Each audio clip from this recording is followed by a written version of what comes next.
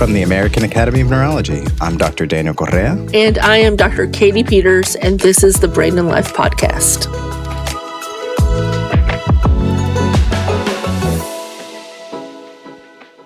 Katie, it's 2024. It seems like we're all listening to different podcasts about the new year and how to move forward into this new year together. Happy 2024. I'm ready for it. Year of the Dragon. Yeah, I'm not sure how much that's going to change specifically my outlook on things, but it's always fun to see from different cultures how they approach the new year. It's always interesting also to see the different kinds of activities people get into and just the general feeling of starting anew and moving forward. What have you been starting your year with? I moved my Peloton to a different room so I can have a window so I can ride it more. So you can see it's no longer in the background, just another cat bed. So the Peloton's in another room. I've signed up for some Pilates classes and I'm continuing to work with my trainer. How about you? It's funny, you mentioned Pilates. I joined my wife in some Pilates classes, seeing if that helps with managing and cross-training for some of the running. But I've committed to run the New York City Half Marathon this year and fundraise for the Epilepsy Foundation and the services they provide for the community.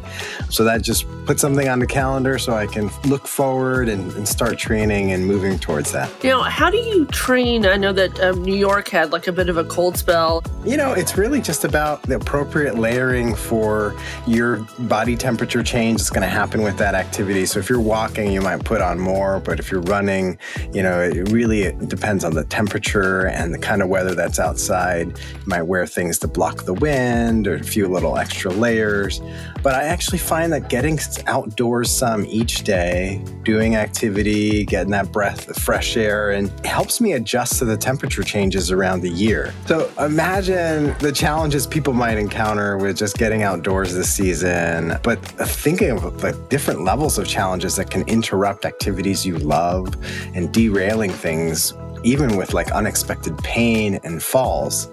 Our guest today went from training at a high level for triathlons and long distance running to searching for an answer about abnormal movements, muscle pain, and falls. She shares with us this experience, searching for an answer, and some about her father's own journey with running and living with his Parkinson's disease. I can't wait to hear about that, especially, given the movement challenges that can be seen with Parkinson's disease. I know that exercise is important for those patients, but just to have someone be an advocate, even if they don't have the diagnosis, to promote exercise for that group is so important. Yeah, I hope everyone enjoys the episode and maybe even takes this episode out with them on their walks or a jog today.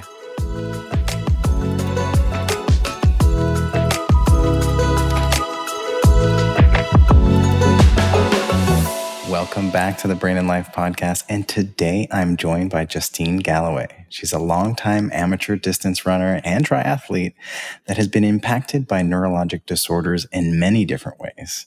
Throughout her life, her father lived with Parkinson's disease, and yet he regularly ran and trained for marathons into his later life. After running several marathons herself, Justine's love for movement and running was derailed by a condition called dystonia. After spending a few years getting answers and therapy for the dystonia, she transformed this into an opportunity to set new goals and then completing multiple half marathons and full marathons backwards. Wait, yes, you heard me right, backwards. And then completing a Guinness Book World Record for fastest half marathon backwards. Justine, thank you so much for joining us and sharing your experience with us today. Thank you so much for having me. It's a pleasure to be on your show. And we're here both today recording the day after the New York City Marathon. Now, I wanted to go back and start with your father. What would you share as a memory of your father before his Parkinson's disease, really that time together? So I was very young when he got Parkinson's. I was about 6 or 7, but I didn't realize it until I was older. But before that, I remember my father being a runner. he would come home from work and he would go for a run. He was training for the New York City Marathon. He did that several times. And so I remember him going for his long runs, and he would always come back to our porch. We lived in Teaneck, New Jersey, and I would wait for him to come back. And as soon as he came back, I would run around the block with him for his cool down. And almost all my memories, all the really good memories, are of us running together. How do you think, or do you know, his perspective about running and movement changed when it came to his Parkinson's diagnosis? My father actually continued to run with Parkinson's. And so he got Parkinson's in the mid to late 80s. And I think back then the diagnosis wasn't great. And there weren't, people now box, run, continue to be active with Parkinson's. And back then that wasn't as common. But my dad continued to run. In fact, his last marathon was Marine Corps Marathon in 1990. But after he completed it, he ended up in the hospital for a week when he got home. And then that was kind of from my understanding, his last marathon that he ran forward. And I would encourage our listeners, we've had several episodes about Parkinson's and living with Parkinson's disease with many different guests, and including an episode talking about exercise and Parkinson's with Jimmy Choi. So please go back and check those episodes out if you want to learn some more about Parkinson's. But I want to get to Justine's story. So from your dad's example of persistence, what did you incorporate into your own decisions to run in the future? So I think having my dad, in his 40s, have movement been taken away from him, it made me realize how fortunate I was to move in my daily life. And it made me realize to not ever take that for granted. So as he continued to get sicker with Parkinson's or be unable to move with Parkinson's, I continued my running career. I was running at Rutgers while he was getting deep brain stimulation. So I took my ability to move as just a precious gift. And I know he also liked hearing about it. He loved the stories of us running Boston and running New York. And I think one of the things with Parkinson's, and if you have Parkinson's, you know this, is your mind is with you. So when he would be in hospitals and people would be like, oh, my son won Boston. Everyone's son won Boston. My dad knew, how our running was going and was a big part of cheering us on, whether it was at a race or in a hospital. I knew he was always cheering me on. What changed for you in 2011? Because you had now kind of been bitten by the running bug and the marathon bug and continued your work. But in 2011, things changed a little bit in how you were moving and how you were training. In 2010, my father passed away, and we donated his brain to Columbia Presbyterian. And I found even a bigger connection to running because on every run, I felt like I was connecting to him somehow. In April the year after, I was running at Boston, and I went on the starting line of Boston, and I had injuries like all runners do. I got to mile 18, and I went into the medic tent. Something was off. They took my blood and then told me to continue running. But a little after that, I started being unable to run. I would run, but my left leg wouldn't come down. I went from running 7 to 8 minute miles to barely 11 and dragging my left leg. I started to have problems walking, and I wasn't able to walk from my car to the grocery store without crying at the age of 31, which that's not what you want. And so I was going into PT and I was trying to work on my running. And every time they would have me run forward on the treadmill, I would basically cry because it felt so difficult. And then he would have me run backwards on the treadmill and that would be fine. And run sideways on the treadmill and that would be fine. But running forward on the treadmill seems extremely difficult. Let's go back and understand a little bit more how it was going through the journey of figuring out what it was. You were seeing the therapists. I think many runners end up working along with a physical therapist pretty regularly. Did you go and see them first? Or when is it that you really felt like you needed to see a doctor? I knew as soon as it was starting to happen, I needed to see a doctor. I did think maybe it's my knee, maybe it's my hip, but this wasn't bursitis. This wasn't runner's knee. This wasn't anything I've ever experienced. very few people believed me. I got told to see a psychologist. I went to someone who put needles that were bigger than spinal tap needles into every single one of my muscles. And I had to walk from his office with a cane to the subway stop. I basically got told every diagnosis there could be. And then I started going to neurologists more often, and I got told MS again by a few. And then, I completely understand, like, it's not Parkinson's. I now know it's not MS. To say I can't run is, in the scheme of things, maybe not that great a big deal, but to someone who's a runner and it's something they connect with, it was very hard for me to understand. And at times it was even just affecting your walking. It's not just like it was just one activity. And it sounds like along this pathway, there were so many other very concerning things that were brought up and discussed, that some people said that maybe you had multiple sclerosis and probably had to get all the tests related to that. You also mentioned that some of the doctors told you that maybe you had Parkinson's. What was it like hearing that, knowing what your father had gone through? It's interesting. I had to bring my family into some of the doctor's office because I felt like no one was hearing me. And so one of the things the doctor said was early onset Parkinson's. And I remember, I think it was dopamine that they wanted me to try.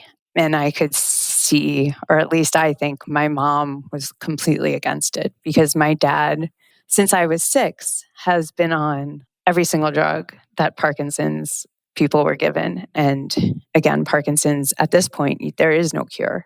You live with it for the rest of your life. And so to hear that, I think I always thought I was going to run until my 80s or 90s. And to hear that in my early 30s, I wouldn't be able to run again and possibly walk was really hard to hear. I can understand that. And I think it's just an important aspect, especially when you have a family member who lives with a condition and then, you start to experience your own challenges with health and movement. It puts your own life and function into perspective. And then when you started to see the doctors who brought up the ideas of other types of movement disorders, maybe less common ones, particularly like dystonia, how did that come about? And how did you feel like that ended up fitting in with what you understood what was going on? As my walking got better, the idea that I had MS decreased. They didn't think it was MS anymore. There was, in New Jersey, I think it was JFK Hospital, there was a resident, and he was working with the chief of neurologists at the time. And he was one of the people who said maybe it's early onset Parkinson's or dyskinesia. And so I started researching. I'm like, runners and dyskinesia, and then I found an article on focal dystonia that was maybe published in 1990. I can't exactly remember where. And I brought it into him and I was like, is this something? And he showed it to the neurologist and he's like, yes, this is what you have. And so it took me bringing it in, but then he's like, this is what you have. And then he was researching it and he's like, here's what I found on it. This is, I think, what you have. So runner's dystonia is a very uncommon condition. You described basically how it came up. In effect, almost, so you found the connection between your running and the different types of symptoms you're with it and brought that in. And I think, both that example of, answering some of the questions that you have and bringing those in for discussion with your doctor is excellent. And as you described, also bringing a family member in who, you can kind of discuss ahead of time the questions that you have and think through them and come into the office prepared in that way, I think can always be very helpful, because in the moment when you're in the office, it can be overwhelming sometimes for yourself to make sure you have all your questions answered. I think you start to second guess yourself and you're like, well, do I really have this? Maybe I'm fine. Maybe it's nothing. Maybe I just should try running again. Like, I second guess myself a lot going through this because, especially when it's uncommon, there isn't a mound of history to back you up on what you're thinking. Once you started to have and be armed with more information about your diagnosis and the runner's dystonia and how that affected you, how did it change your perspective of yourself and your movement and your activities? So I think for me, and again, I think everyone's different. I think because my dad was in and out of hospitals at 6, for me, once I knew what I had and I had a name to put with it, I wanted to be a bit done with the doctors. I wanted to move on from it because if for some reason this is Parkinson's, if for some reason it turns into Parkinson's, I don't want to have that in the back of my mind. I want to live for today. And so at the time, once I had my diagnosis for me and walking was becoming easier, I wanted to bike and I wanted to swim and I wanted to move forward. But it helped me to see that like running's not as much as it feels like it's everything to me. And the only way I can move forward, there are so many other ways I can move forward. So you took those lessons of persistence that you learned from your father and you turned them in and dove in fully into the lessons you learned from your own running and marathon and exercise training, and just dedicated yourself to the management and the treatment course with the rehab, which is the movement itself. Exactly. And this is the stage where then you started really working through with your physical therapist and exploring, what were the best ways that you could move. I worked with my physical therapist, I think mainly to figure out how to walk again, because the walking part was really hard for me. And he would have me run, but for the most part, if it was anything longer than 800 meters, I would swim and bike because it was just so difficult. Once I was able to walk again and I moved to California, I kind of just started running backwards on my own. And I've been able to do that for quite some time now. Let's go back to that because even if you did some running backwards and felt like, oh, you could get to that point of just really enjoying it and losing yourself in it, I think a lot of people might still wonder, why then did you set goals to do much longer distances and run whole races all backwards? I ran in college. I ran in my 20s, right? I'm competitive by nature, right? And I want to push myself. So when I started running backwards, it was just 2 years later after I swam and bike, it was just for fun. And then when I met that other person who had dystonia as well, she had records on her fridge, short distance, because she was a short to mid distance runner. And so when I saw her records, I'm like, what is that? And she said, it's backwards running. And I'm like, huh. So when I started running, I would run for like 2 miles and I'm like, I could go longer. Initially, I was running on sand and I would fall all the time.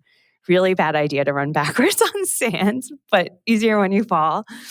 And I just felt good. And then I kept on running. And then I just, for jokes, I kind of looked at what a Guinness World Record was for a half marathon. And I'm like, oh, okay. And I'm like, I almost think I could do it. At the time, it was a 2:49. And I was like, I could do this.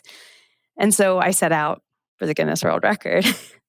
I broke the record. And honestly, it was so cool because my brother and sister running with me and my dad being a runner, it felt like that was all meant to happen. Like we were all supposed to run together. And I broke the world record then. And so as crazy as it may seem, this year I'm thinking of potentially doing a half Ironman. I'm not committing to running the whole half marathon backwards. I'm committing to finishing it and hopefully in time. And then I am contemplating New York City Marathon again next year. You've done it. It's the most amazing experience in the whole world. Justine, I wanted to zoom out. We've had a whole variety of guests here and some athletes, but not everybody listening is a runner or even does any kind of competitive or exercise events. And so we've talked some about, okay, why once you started running backwards, why backwards, and why you set new goals that way. But I want to even zoom out further and think about why, beyond just the competition for yourself, why do you feel like you've wanted to set these goals and do these things, whether it's forwards or backwards running? I think it means that I haven't given up, that I still have push in me. My dad never gave up. My family has gone through stuff and they've never given up. I think testing your limits and testing who you are in your body and your brain, and it's not just your body, right? As a runner, your mind is huge. And testing what you're actually capable to do is really important to me. I don't know in 10 years if I'll be able to run. I don't know if I'll be able to swim or bike, but what I do know is now I'm able to run and now I'm going to push myself. And maybe I'll regret this in 20 years, but right now I can run. And I never thought I would run a marathon backwards. I never thought I would get a Guinness World Record. I never set out to do any of those things. But if I'm going to have to find another way to run, I'm going to make the most of it and push myself. And so that's just, I guess my personality is like, I've had a lot of people, especially early on, and they're like, well, just don't run. And again, not People who aren't runners may say that makes a lot of sense. But for me, I know at some point I might be forced not to run. And this isn't that point now. So I'm going to keep running and keep pushing my limits. So for you, whether it's the day-to-days of training or the actual race, it's a celebration of you and the things that you love today. Yeah, and the fact that I can move and the fact that I can do it. It's funny, I didn't set out to motivate people, and I'm not sure I do motivate people, but sometimes during races, people will say something. And it's cool because I feel like it's so easy to just, someone tells you something and you stop, right? And they told my dad he had Parkinson's and he ran a marathon 3 years later. Like, just because someone says you can't or you have this doesn't mean you have to give up. Well, I think you are inspiring. I think it's great to hear how your father inspired you. What reassuring words would you offer, or whether someone is dealing with dystonia or living with another neurologic condition that impacts their movement, what advice do you have for them? You may not get back yesterday. Like, you may not move the way you used to. But the small movements you can do, the things you're able and capable of doing today, cherish those moments, because tomorrow it may be different. Thank you so much, Justine, for sharing your story, sharing your inspiration with all of us. Here's to next November in New York for the New York City Marathon. Hopefully we'll celebrate together. Yay! I will hold you on that. We should definitely celebrate together. That'd be awesome. Well, thanks again for joining us and sharing with our listeners. Thank you.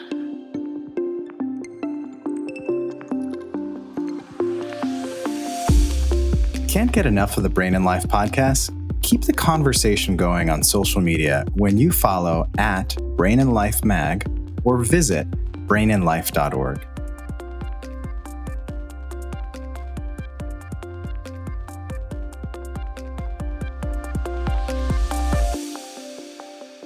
Welcome back. And that was an amazing story from Justine, and sharing her own experience with runner's dystonia and how she's adapted to be able to get back to running. I'm now joined by our medical expert for this episode, Dr. Joseph Jankovic. He's a professor of neurology in the Distinguished Chair in Movement Disorders and the director of the Parkinson's Disease Center and Movement Disorders Clinic of the Department of Neurology at Baylor College of Medicine. He's internationally renowned in movement disorders and is a past president of the International Parkinson and Movement Disorder Society. Joe, thank you so much for joining with us today. Thank you, Daniel, for having me. Now, for our listeners, this continues our discussion on dystonia. We've had 2 past episodes discussing dystonia, which includes our interview with Billy McLaughlin on his life as a musician with focal dystonia, and our episode with Rogers Hartman on challenges with cervical dystonia. In those episodes, we get to some of the basics and discussions about those types of dystonia with Dr. Alexander Pantelat and Dr. Marta San Luciano. So we'll be building on some of those discussions. Joe, for those joining us who haven't heard of dystonia, in general, what does the term describe? The word dystonia refers to a neurologic condition that is manifested by abnormal postures or abnormal movements. They tend to be patterned. That means they are fairly repetitive and they are always in the same region. The same muscles are often involved. Now, is a dystonia specific to a certain condition, or is it one of these diagnoses that is a symptom of other causes? So the term dystonia is used in different ways. We use it to describe a symptom that I just described, a condition, but it also refers to a specific disorder. So, for example, the most common form of genetic dystonia is called DYT1 dystonia. It's a dystonia that tends to occur mainly in Ashkenazi Jewish people. So it sounds like there are different ways it could impact individuals in very different age groups or across the age range.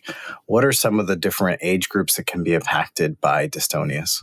Dystonia can occur in any age group. Typically, the genetic form of dystonia, like I mentioned before, the DYT1 dystonia, tends to occur in early childhood, around the age of 4 or 5. The children usually start with inversion of the foot when running, or dystonia in the hand when writing. And then gradually, over a period of years, it involves the whole body. And so it can start in childhood, it may start in adulthood. when dystonia starts in adulthood, particularly if it starts in a foot or hand, we start thinking about the possibility that this could be the initial symptom of Parkinson's disease. And what do we know among adults about how many people are impacted by this condition each year and how many live with it over time in the United States? So dystonia is not a common condition, but the epidemiology of dystonia suggests that it actually is more common than we think. For example, people think of writer's cramp as a normal phenomena, yet we movement disorder neurologists think of writer's cramp as a form of dystonia. And in fact, it's referred to as a task-specific dystonia, meaning it occurs only during writing. So dystonic writer's cramp is probably the most common form of dystonia in the general population, but the other dystonias may occur less commonly. What would be some of the symptoms that would make someone concerned or they should be aware of as maybe being a sign of a possible dystonia with a task-specific activity or a sports-related activity? Well, typically the runner's dystonia is manifested during long distance running. And the most common initial symptom is involuntary inversion of the foot. That is probably the most common initial symptom. It may initially involve one foot and then over a period of a few weeks or months spread to the other foot. It rarely evolves into upper body, so arms are usually not affected. What might be some of the invisible impacts of having one of these dystonias or even like the stigma that may be experienced by someone living with a dystonia? Well, unfortunately, initially the dystonia is not correctly diagnosed. Sometimes it's misdiagnosed as psychogenic or functional dystonia. That is probably the most common misdiagnosis. And that obviously introduces additional stress on the individual and stigma if they are told that it's all in their head. Justine Galloway, we were having the discussion with her, explained and shared with us, her father had Parkinson's. So when she was initially getting evaluated, there was a lot of questions as to whether or not she needed to get an evaluation and determining if it was an initial presentation of Parkinson's. And initially they didn't find anything there. Are there other conditions that need to be considered when an adult, starts to present with one of these sports-related dystonias that need to be ruled out before you come to the diagnosis of a runner's dystonia or another sports-related dystonia? Well, obviously, we have to consider the possibility that this could be an orthopedic problem. Patients may have, for example, stress fracture or tendonitis or some orthopedic problems. So that is something that we have to consider first. Usually there is some underlying mechanism for that, like prior injury, and sometimes x-rays may suggest a fracture. So it's not all that terribly difficult to exclude orthopedic problem as the cause of the runner's dystonia. One of the hypotheses for runner's dystonia is that the runner had a prior injury, could be because of repetitive movement and maybe overtraining, and that can set up a cascade of events that lead to abnormality in the brain and spinal cord that can lead to dystonia. So you mentioned this cascade of events. What is it that we do understand about the mechanism of this condition? I wish I could tell you that we have a clear understanding of the pathophysiology of dystonia. There have been many, many studies on dystonia, mostly involving functional imaging type studies, neurophysiologic studies. But just to summarize it in one sentence, we think that dystonia is a result of abnormal network of different pathways in the brain that involve not only the cortex, the surface of the brain, but the deep structures like the basal ganglia and the cerebellum, which is the part of the brain that has to do with coordination. So those three structures, cortex, basal ganglia, and cerebellum, clearly play an important role in generation of dystonia. So lots of structures and centers within the brain that coordinate our movements and actions and then send the signals out through our spinal cord, and that coordination seems to be disorganized in these situations. Exactly. Now, what are some of the options for management and treatment? As you mentioned, these are sports and athletes, maybe doing this professionally or for just the love of the art, like Justine and Galloway or Kara Goucher as a professional. when this starts to occur, it's a major impact on their lives as they're looking forward to options for management and then future therapy. What is out there that's available for them? Whenever I see patients with runner's dystonia or other sports-related dystonia or performance-related dystonia, like musicians' dystonia, try to help them understand what the mechanism, what the cause could be, explain to them that this is not a psychological problem, this is a neurologic, physiological problem. Sometimes it does occur after excessive training or repetitive strain. So we may advise them to slow down on the training. But one thing we do not advise is immobilization of the limb. We and others have published number of studies to show that immobilization of the limb by casting, for example, is exactly the wrong thing to do. And in fact, immobilization of the limb is a risk factor for dystonia. So I would strongly advise against that. We may continue with some moderate physical therapy, but do not recommend complete rest. Ultimately, the best treatment really is injection of botulinum toxin or Botox into the involved muscles. And this is considered to be the treatment of choice for most patients with sports-related or performance-related dystonia. And what are the potential complications or side effects with the botulinum toxin injections for these specific dystonias? So obviously the injection has to be done with the correct technique by an experienced neurologist. We need to determine based on examination which muscles involved and target only those muscles that are involved in the abnormal posture, with botulinum toxin. If used correctly by experienced physician, the side effects are minimal. There may be a focal weakness that may last few days or weeks, but it usually, resolves. But that is basically the only side effect of botulinum toxin injections. It's rare to see any kind of, systemic side effects. Now, some individuals and especially people living with runner's dystonias and sports-related dystonias have described that with the Botox injections, they can get some atrophy of the muscles. Now, do you think that's related to the Botox injections or more that they're changing their activity level in a muscle group that really was like very frequently used in their sports activity and in their training? So all effects of botulinum toxin are transient. I have never ever seen persistent, permanent atrophy of the muscle after botulinum toxin. Yes, they may notice some atrophy, which is again transient, and as they resume their normal activity, that muscle atrophy usually goes away.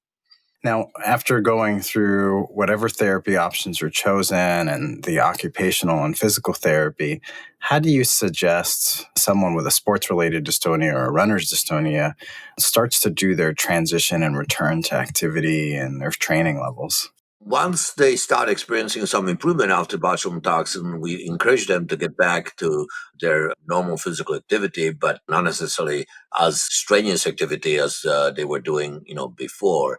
So the process is gradual. Many of my patients were able to return back to their normal activity, but majority of them have modified their activities, so it's not as strenuous. Speaking of adaptations and modifications, notably, Justine, who we had our discussion with, adapted her training not just in her frequency and intensity, but doing some of her training and running as backwards. And she was able to then, with backwards running, not have the same impact of her dystonia. What do you think about kind of mechanistic adaptations like that? That's an interesting observation. And in fact, many patients with dystonia make the observation that if they, let's say, walk backwards, they can walk better than if they walk forward. And we refer to that as a sensory trick, or the term that I prefer is alleviating maneuver. So alleviating maneuver is a characteristic feature of dystonia, and walking backwards is just one example of alleviating maneuver. Inspiring in her own example, she was able to get back to much of the activity that she loved and then even set world records on her speed for half marathon and running backwards. Now, I'm wondering, what's the direction of research on dystonia and the signs for hope about an improved understanding about both the mechanisms and management options? Well, much of the research right now focuses on what are the predisposing factors for dystonia. Why is it that only a small percentage of all individuals develop dystonia? Obviously, those individuals must be somehow predisposed to develop dystonia. They could be genetically predisposed, like I mentioned, the DYT1 dystonia, or they may be predisposed because they are taking certain drugs. There are certain medications that are used, for example, for psychiatric problems that may predispose patients to develop dystonia, or they may have an underlying mechanical problem that leads to this peripherally induced dystonia. Now, I wanted to highlight particularly something you mentioned, and because it's possible some of our listeners may be wondering this. Given the World Health Organization's and many other organizations' recommendations for increasing activity levels for our cardiovascular and brain health, is dystonia a concern for those of our listeners out there who are adding more minutes of walking and activity level for their day? For the vast majority of people, no. I certainly would not discourage people from exercising and doing all the things that they are supposed to do to maintain good mental, brain, and other health. But in people who are predisposed to develop, dystonia, in those individuals, we have to be careful. So if somebody has let's say, family history of dystonia or other movement disorder, and they undergo orthopedic procedure, they need to let the orthopedist know that might be at risk for developing this peripherally induced dystonia that can occur after casting. And in those situations, is it that much more important that they get early mobilization and physical and occupational therapy to continue normal movement in the range of motion of the limb? Yeah, absolutely. I mean, I would prefer that they are never casted, but if the orthopedist feels that casting is absolutely essential, then obviously that needs to be done.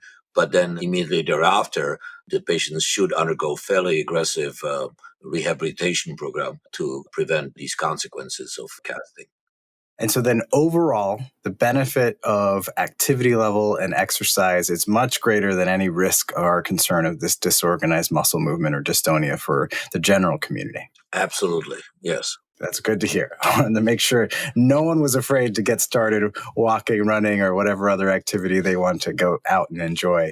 Now, those living with dystonia, like Justine and many of the people we've mentioned and these athletes we've referred to, really seem to be models for adaptation. What have you learned from those you've taken care of and supported and applied in your own life? Well, it's important, obviously, that they have a positive attitude toward physical activity. They don't give in to the disability that they may experience with the dystonia and stop walking or running or exercising. And exactly the opposite is important, that they are motivated to work with their rehabilitation physician to get them on the right track to get back into a normal, full life. Well, thank you so much, Joe, for joining us today. We really appreciate you sharing your time and expertise and everything that you do for the community living with dystonia and movement disorders. Thank you. Thank you for bringing the public's attention to dystonia.